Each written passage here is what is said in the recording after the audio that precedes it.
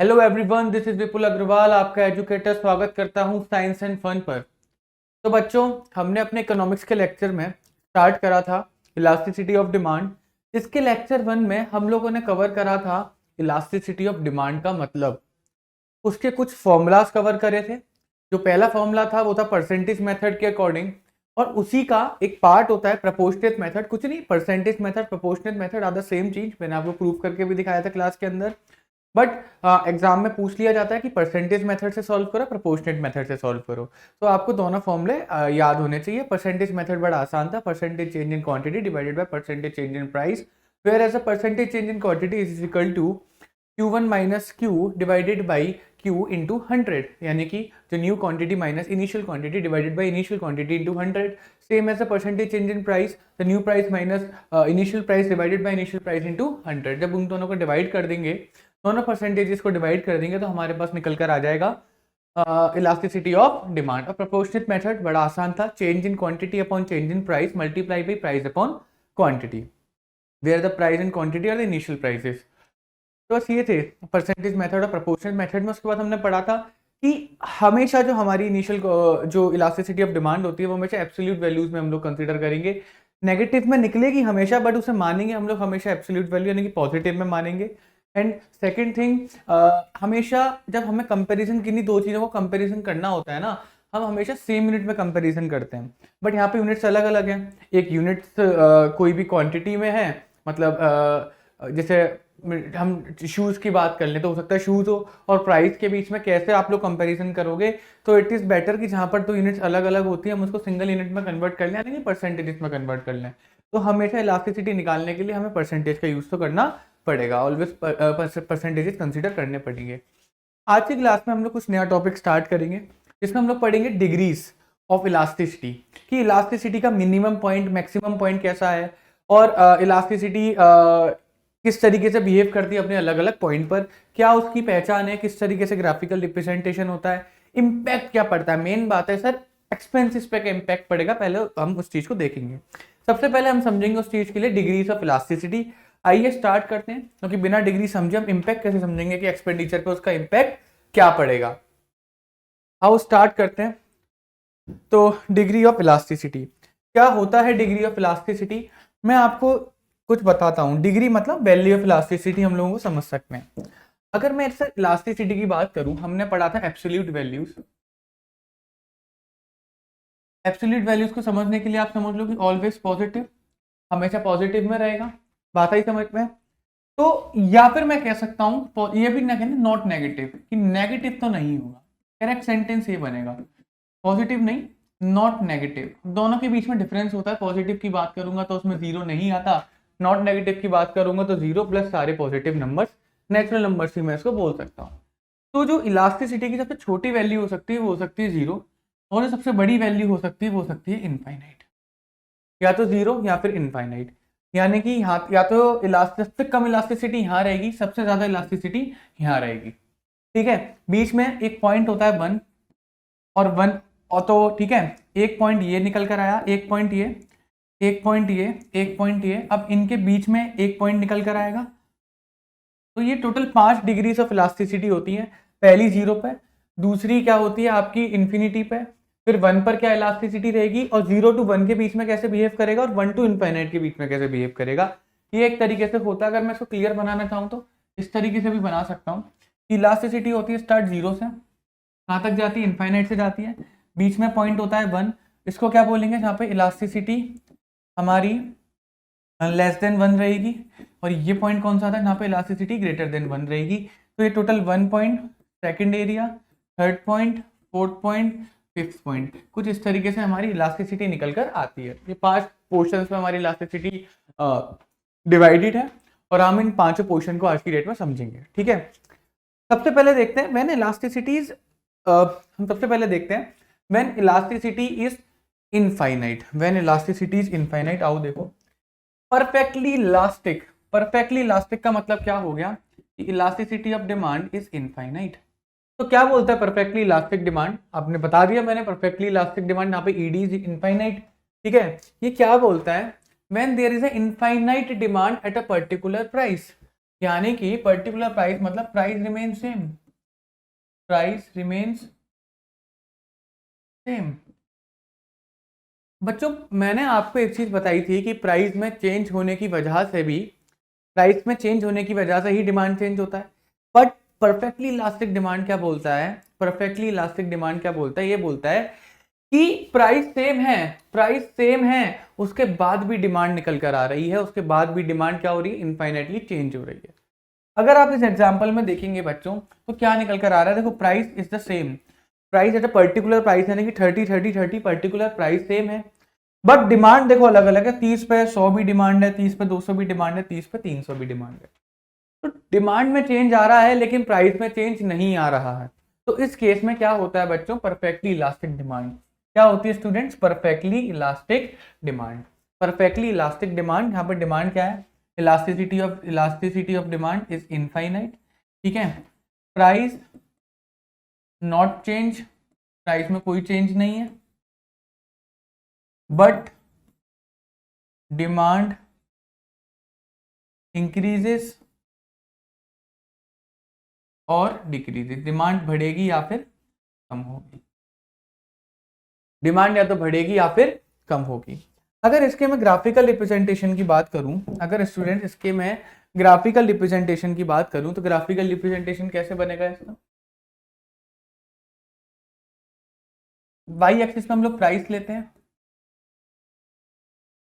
X axis में हम लोग क्वांटिटी लेते हैं, ये पहले आप पढ़ चुके हो, ठीक है। अगर आप गौर से देखेंगे sir price is the same, price same है तो क्या प्राइस की स्ट्रेट लाइन बनेगी नहीं बनेगी, प्राइस सेम है क्या प्राइस की स्ट्रेट लाइन बनेगी नहीं बनेगी, मैंने यहाँ पे प्राइस मान ली 30, प्राइस सेम है, प्राइस की क्या स्ट्रेट लाइन बनेगी नहीं बनेगी, सर एग्जैक्टली स्ट्रेट लाइन बनेगी। जब प्राइस 30 ही है, प्राइस में कोई चेंज नहीं आ रहा, तो यही लाइन बनेगी नहीं बनेगी 30 पे स्ट्रेट लाइन। और क्वांटिटी अगर आप देखेंगे, क्वांटिटी अगर आप देखेंगे तो 100 200 300 क्वांटिटी में चेंजेस आ रहे हैं, यानी कि 30 पर अगर मैं देखूं बच्चों ढंग से तो 30 पर मेरी 100 क्वांटिटी भी थी, 30 पर मेरी 200 क्वांटिटी भी थी, और 30 पर मेरी 300 क्वांटिटी भी थी। बात आई समझ में, क्या बन गया बच्चों मेरा, डिमांड कर। बात आ गई समझ में नहीं आ गई, तो व्हेन, तो क्या हुआ कि जब मेरा इलास्टिसिटी ऑफ डिमांड इनफाइनाइट है, जब मेरा इलास्टिसिटी ऑफ डिमांड इनफाइनाइट है तो मेरा डिमांड कर्व, तो मेरा डिमांड कर्व क्या होगा, हॉरिजॉन्टल लाइन, हॉरिजॉन्टल लाइन। तो इस बात को याद रखना, when the elasticity of demand is infinite the demand curve is, the demand curve is horizontal, demand curve is horizontal, और पैरेलल टू एक्स एक्सिस भी लिख सकते हैं। तो इलास्टिसिटी ऑफ डिमांड को अगर मैं कंक्लूड करूं, परफेक्टली इलास्टिक डिमांड को अगर मैं कंक्लूड करूं तो क्या कंक्लूजन के बाद निकल कर आ रहा है, बड़ा सिंपल सा है, कंक्लूजन के बाद निकल कर आ रहा है कि आपकी डिमांड चेंज हो रही है eight a particular price, price एक ही है, डिमांड अलग अलग है, प्राइस में कोई चेंज नहीं है, डिमांड में चेंजेस है। क्लियर है। दूसरी चीज, ऐसे केसेस में जो ग्राफ बनता है, जो डिमांड कर्व बनता है, वो बनता है parallel to x axis, horizontal भी बोल सकते हैं उस पर, कुछ इस तरीके का बनता है, कुछ इस तरीके का बनता है। क्लियर है नहीं क्लियर है, आप देख पा रहे हैं कि प्राइस बिल्कुल सेम है लेकिन क्वांटिटी डिमांडेड अलग अलग है, तो उस केस में ऐसा डिमांड कर्व बना जो कि हॉरिजॉन्टल होता है, यानी कि पैरेलल टू एक्स एक्सिस होता है। ये हमारा एक्स एक्सिस है, ये हमारा वाई एक्सिस। क्लियर है स्टूडेंट्स, आसान है, बहुत ज्यादा आसान है। नेक्स्ट हम देखते हैं perfectly inelastic demand, perfectly inelastic, perfectly inelastic को मैं जीरो बोल दूंगा, परफेक्टली इनइलास्टिक डिमांड को मैं जीरो बोल दूंगा। ये कब आती है, when there is no change in demand, sir जहां पर डिमांड में चेंज ही नहीं है with the change in price. कहने का मतलब प्राइस में चेंजेस तो आ रहे हैं लेकिन डिमांड में कोई चेंज नहीं है, प्राइस में तो चेंजेस आ रहे हैं लेकिन क्वांटिटी डिमांडेड में कोई भी चेंज नहीं है। अब आप देखोगे, देखो प्राइस इंक्रीज होकर 10 से इंक्रीज हुआ, 10 से इंक्रीज हुआ, प्राइस 10 से इंक्रीज हो रहा है लेकिन demand is still the same. Demand क्या है बच्चों, सेम है। डिमांड क्या है स्टूडेंट्स, सेम है। तो मैं इसमें बोल दूंगा प्राइस क्या है, चेंज होता है, डिमांड क्या है, चेंज नहीं होता है डिमांड में। ठीक है, अब ये कंडीशन कौन सी बनाती है, when elasticity of demand is equal to zero. अब इसका कर्व देख लेते हैं कि इसका ग्राफ किस तरह से बनता है। इसका एक बार ग्राफ देख लेते हैं कि इसका ग्राफ बनता किस तरह से है। इसका ग्राफ देख लेते हैं स्टूडेंट्स। ये हमारा एक्स एक्सिस, ये हमारा वाई एक्सिस। इस केस में जो बच्चों हमारा ग्राफ बनता है उसमें हमारी देखो, अगर मैं देखूंगा तो क्वांटिटी सेम है। जब प्राइस सेम था तो ये प्राइस की लाइन थी, ठीक है, ये क्वांटिटी की लाइन है। तो जब क्वांटिटी सेम है, तो क्वांटिटी सेम है तो कुछ इस तरीके से लाइन नहीं बनेगी। अगर ये क्वांटिटी 100 है तो क्वांटिटी के अंदर तो चेंज आ ही नहीं रहा, क्वांटिटी के अंदर तो चेंज आ ही नहीं रहा, तो क्वांटिटी की लाइन एक ही पॉइंट पे बन जाएगी सीधा सा स्ट्रेट। लेकिन प्राइस में चेंज आ रहा है, लेकिन सर प्राइस में चेंज आ रहा है तो कोई दिक्कत नहीं है, यही बता देगा कि ये 20 है, ये 30 है, ये 40 है। तो देखो अगर प्राइस में चेंज आ रहा है लेकिन क्वांटिटी फिर भी सेम है तो ऐसा ही ग्राफ बनेगा, ऐसा ही ग्राफ बनेगा, कुछ नहीं कर सकते, ठीक है। तो ये ग्राफ कैसा हुआ, ये ग्राफ कैसा हुआ, when elasticity of demand is equal to 0, और बनता कैसा है, वर्टिकल। कैसा बनता है ये, वर्टिकल, या फिर मैं बोल सकता हूँ parallel to Y axis, parallel to Y axis, parallel to Y. Clear है स्टूडेंट्स, कोई प्रॉब्लम। तो इलास्टिसिटी ऑफ डिमांड में आपका जो ग्राफ बना वो हॉरिजॉन्टल बना, ठीक है, sorry perfectly elastic, when the elasticity of demand is infinite, perfectly elastic में कैसा बना था, हॉरिजॉन्टल बना था। Perfectly inelastic when the elasticity of demand is equal to 0, तो आपका कैसा बना, वर्टिकल बना, पैरेलल टू वाई एक्सिस बना। अब हम लोग नेक्स्ट पहुंचते हैं, हाईली इलास्टिक डिमांड। अब ये क्या होता है highly elastic demand, this is the portion where I am talking about the highly elastic demand, this is the portion between 1 and infinite, between 1 and infinite, where the elasticity of demand is greater than 1, where the elasticity of demand is greater than 1, ठीक है, elasticity of demand is greater than 1। so here the highly elastic demand का मतलब क्या हो गया, elasticity of demand is greater than 1, elasticity of demand is greater than 1। देखते हैं, when the percentage change in quantity demanded is more than the percentage change in price, when the percentage change in quantity divided is more than the percentage change in price। अगर मैं elasticity of demand का formula आप लोगों को बताऊं तो क्या निकलता था, percentage change in demand upon percentage change in price. तो आपका न्यूमरेटर जो है डिनोमिनेटर से बड़ा है। सर ये क्या है, ये मोर है और ये लेस है, यानी कि मैं स्मॉलर और ग्रेटर भी बोल सकता था, बट कोई दिक्कत नहीं है। जब हमारा न्यूमरेटर बड़ा है और डिनोमिनेटर छोटा है, ऑफ कोर्स ये बात है कि यहाँ पर हमारी elasticity of demand is greater than 1 निकल कर आएगी, इज ग्रेटर देन 1 निकल कर आएगी। इसका मतलब क्या हुआ, इसका मतलब ये हुआ निकल कर कि बच्चा जितना परसेंट प्राइस में चेंज होगा उससे ज्यादा परसेंट डिमांड में चेंज आएगा। आओ देखते हैं इस एग्जाम्पल के थ्रू इस चीज को देखते हैं। अगर मैं स्टूडेंट इसमें प्राइस में चेंज देखूं तो प्राइस में चेंज 50% है या नहीं है, 50% डिक्रीज हुआ है या नहीं है, आप कर लेना।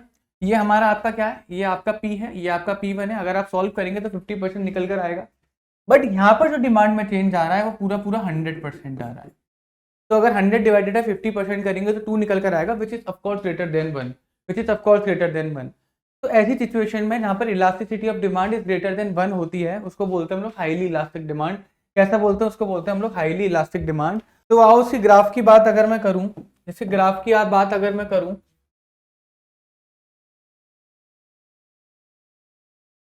तो बच्चों मैंने क्या बताया कि प्राइस में जो चेंज आया वो कम होगा डिमांड में चेंज आने की वजह से। प्राइस में जो चेंज आया वो कम होगा जो डिमांड में चेंज आएगा। तो उसका ग्राफ ना कुछ इस तरीके से बनेगा, कुछ इस तरीके से बनेगा इसका ग्राफ, ठीक है। तो इसको अगर मैं यहाँ पर चेक करूंगा, 2 पॉइंट कोई भी उठा लो इस ग्राफ के ऊपर और फिर उसको एनालाइज करो, कोई भी 2 पॉइंट उठा के ग्राफ के ऊपर एनालाइज करो। पहला पॉइंट मैंने उठाया ये और दूसरा पॉइंट उठाया मैंने ये। अब आप बच्चे क्लियरली देख पा रहे होंगे कि जो चेंज इन क्वांटिटी है वो चेंज इन प्राइस से ज़्यादा है, यानी कि ये जो पोर्शन है, ये जो पोर्शन है वो बी वाले पोर्शन से ज़्यादा चौड़ा है। देख पा रहे हो नहीं देख पा रहे आप इस चीज़ को, क्लियरली आपको दिख रहा होगा कि ये वाला जो क्या बोलते हैं लेंथ है वो ज़्यादा है इस वाली लेंथ के, ठीक है, ये कम है, ये ज़्यादा है। क्लियर है? ये क्यों हुआ? What is the main reason behind it? Because of the more elasticity. ये बताता है कि क्वांटिटी में ज़्यादा चेंज आया है, प्राइस में कम चेंज आया है, क्वांटिटी में ज़्यादा चेंज आया है, प्राइस में कम चेंज आया है। ठीक है, तो इसका ग्राफ कुछ इस तरीके से बनेगा।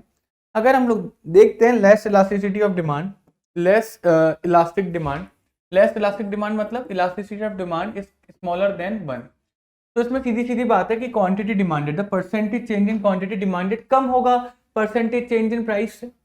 क्योंकि जब आपका 1 स्मॉलर देन 1 कब होगा? जब आपका डिनोमिनेटर बड़ा होगा न्यूमरेटर से। ठीक है, मैथमेटिक्स का सिंपल सा रूल बताएं तो आपका आंसर स्मॉलर देन 1 कब निकलेगा? जब डिनोमिनेटर बड़ा होगा न्यूमरेटर से। तो यानी कि परसेंटेज चेंज इन क्वांटिटी कम होगा परसेंटेज चेंज इन प्राइस से उस केस के अंदर। अगर मैं ऐसे ग्राफ की बात करूं, तो सर ग्राफ कैसे निकलेगा? देखो, इससे ग्राफ बच्चों कुछ इस तरीके से बनेगा, कुछ इस तरीके से इससे ग्राफ बनेगा। और जब इस ग्राफ पे मैं एनालाइज करूंगा, एक पॉइंट बच्चों ये ले लो, ये लो, और एक पॉइंट स्टूडेंट्स ये ले लो। अब यहाँ पर आप लोग साफ देख पा रहे होंगे कि क्वांटिटी में तो बस इतना सा चेंज आया, इतना सा क्वांटिटी में इतना सा चेंज आया, लेकिन प्राइस में इतना ज़्यादा चेंज आ गया। तो यानी कि आप खुद देख पा रहे हैं कि न्यूमरेटर छोटा है और डिनोमिनेटर कितना बड़ा है। न्यूमरेटर कितना छोटा है, डिनोमिनेटर कितना बड़ा है। ठीक है, ये कौन सा केस है? When elasticity of demand is smaller than 1, when elasticity of demand is smaller than 1। कोई प्रॉब्लम, कोई दिक्कत बच्चों इसमें नहीं है। अगर आप यहाँ पर भी गौर मारेंगे ना, थोड़ा सा हम लोग यहाँ पर भी फोकस करेंगे, यहाँ पर भी थोड़ा फोकस करेंगे, तो प्राइस में कितना परसेंट चेंज आ रहा है? 50%। प्राइस में कितना परसेंट चेंज आ रहा है? 50%। लेकिन डिमांड में कितना चेंज आ रहा है? मात्र 20%। डिमांड में मात्र 20% चेंज आ रहा है। तो यार सीधी बात है, डिमांड को ऊपर लिखते हैं, प्राइस को नीचे लिखते हैं, तो 0.4 का आ रहा है, 0.4 का आ रहा है चेंज। क्लियर है? नहीं क्लियर है? कोई प्रॉब्लम? बहुत आसान है यार, बहुत आसान है। तो अभी तक हमने 4 तरीके की इलास्टिसिटी पढ़ ली है। लास्ट बचा है unitary elasticity, unitary elastic demand. When the elasticity of demand is equal to 1, when the elasticity of demand is equal to 1। यहाँ पे इलास्टिसिटी ऑफ डिमांड किसके बराबर होती है? 1 के बराबर होती है, 1 के बराबर होती है। आओ देखते हैं, when the percentage change in quantity, when the percentage change in quantity demanded is equal to percentage change in price, to percentage change in price। देखो सर, इलास्टिसिटी ऑफ डिमांड बराबर 1 कब होगा? जब हमारा percentage change in price, percentage change in demand बराबर होगा किसके? Percentage change in price के। सिंपल, इतना सा कॉन्सेप्ट है। डिमांड क्या हो जाएगी? यूनिटरी इलास्टिक डिमांड हो जाएगी। इसमें देखें तो 50% चेंज है, इसमें देखेंगे तो 50% चेंज है, तो 50% divided by 50% is equal to 1 आएगा। क्या आपको बात ये वाली समझ में आ गई? तो यूनिटरी इलास्टिक डिमांड का मतलब परसेंटेज चेंज इन डिमांड बराबर होगा परसेंटेज चेंज इन प्राइस के। अब इसका ग्राफ कैसे बनेगा? इसका ग्राफ बनाना बहुत आसान है, इसका ग्राफ बनाना बहुत आसान है।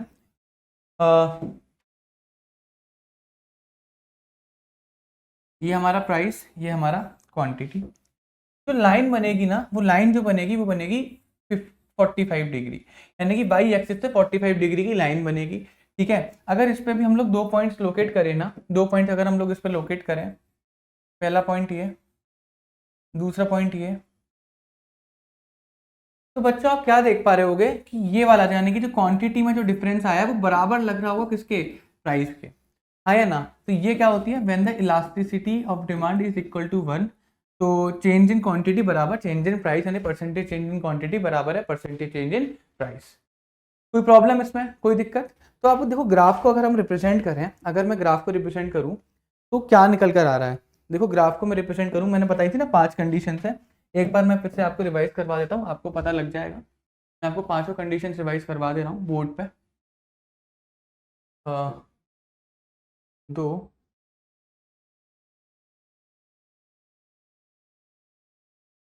मैं 5 कंडीशन आपको रिवाइज करवा देता हूँ, देखो ध्यान से। पहली कंडीशन क्या थी? When elasticity is equal to infinite. Infinite के केस में क्या था कि नो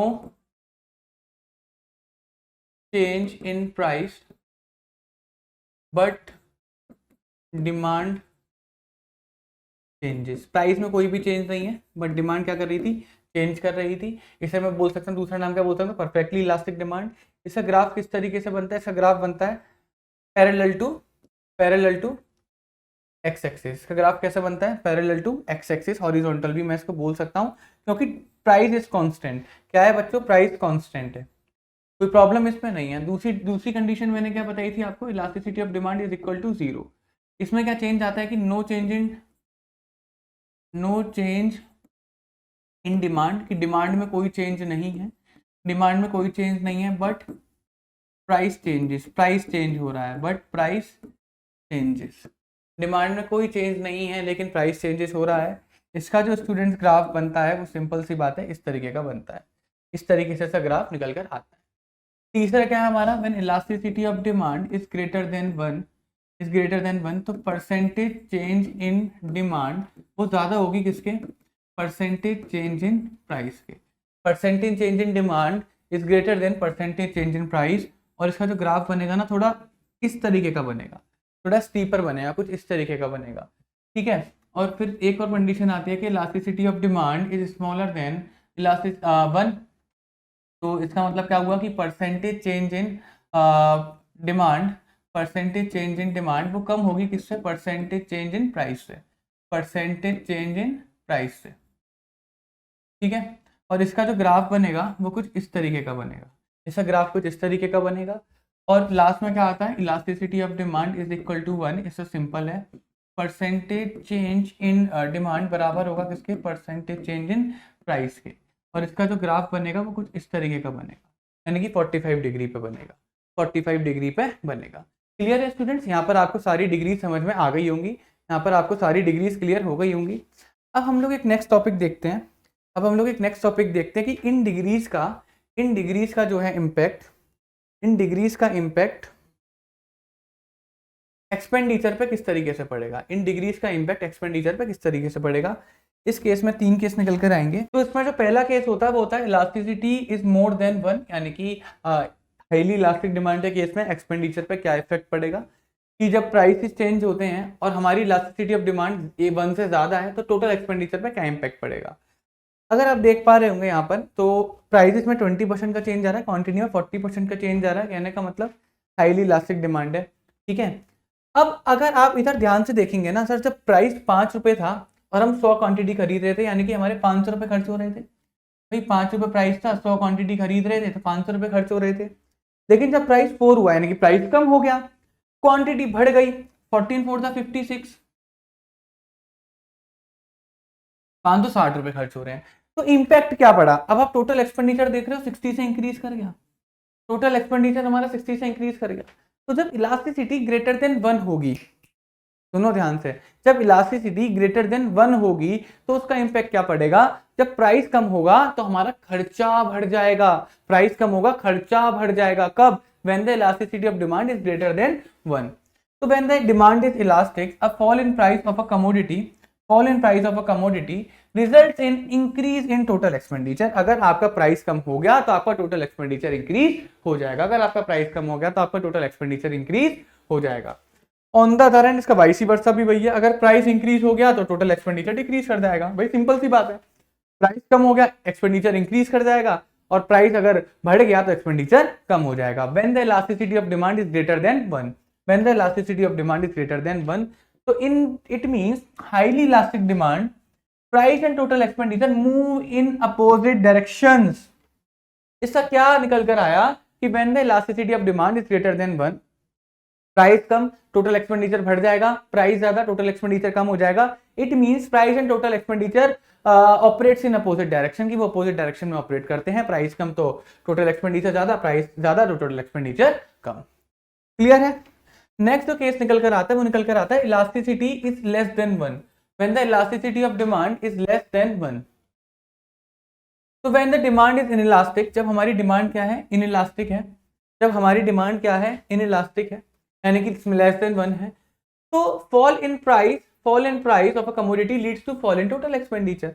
यहाँ पर जब ग्रेटर देन 1 था तो अपोजिट डायरेक्शन में जा रहे थे, स्मॉलर देन 1 है तो सेम डायरेक्शन में जा रहे हैं, सेम डायरेक्शन में, कहने का मतलब प्राइस कम हो जाएगा तो एक्सपेंडिचर भी कम हो जाएगा। अब देखो प्राइस जब 5 रुपए था, 100 क्वांटिटी खरीदे थे तो 500 रुपये खर्च हुए, 100 × 5 500 रुपीज, लेकिन जब प्राइस हमने 4 रुपये कर दिया, अब 120 क्वांटिटी खरीद रहे हैं, 12 फोर द 48, 12 फोर द 48 यानी कि 120 कितनी 4 रुपये पे खरीद रहे हैं तो 480 रुपये खर्च होंगे।